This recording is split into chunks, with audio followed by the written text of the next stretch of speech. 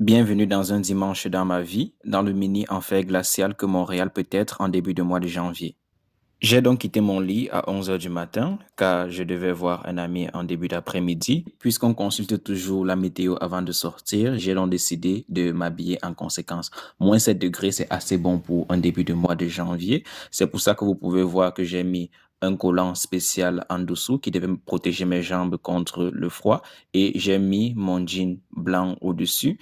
Pour le haut du corps, vous pouvez voir que j'ai mis tout d'abord un pull en dessous, un pull assez léger, puis j'ai mis au-dessus un pull ou autre chandail qui allait davantage protéger mon cou et qui était beaucoup plus lourd que le premier. J'ai rapidement fait quelque chose pour le petit déjeuner puisque j'étais déjà en retard et je sais aussi que les visites dans les musées sont généralement assez longues. Après, je me suis dirigé vers le métro puisque je ne me sentais pas assez vulgaire pour faire les stationnements parallèles au centre-ville avec ma voiture.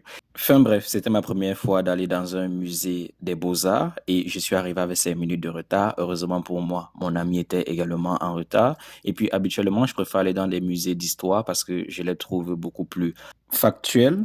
J'aime également les musées de sciences puisqu'ils vont dans la même lancée, mais c'est toujours bien d'essayer de nouvelles choses et puis d'aller dans des endroits qu'on n'a jamais visités. Et nous étions là pour voir une exposition de Jean-Michel Basquiat, qui était un peintre américain avec des origines haïtiennes, et cela explique son prénom très francophone. Il y avait justement plus que des peintures de lui, il y avait également d'autres éléments en exposition liés à ce qu'il affectionnait ou aux grandes rencontres de sa vie, comme par exemple Madonna, avec qui il a eu une idylle amoureuse.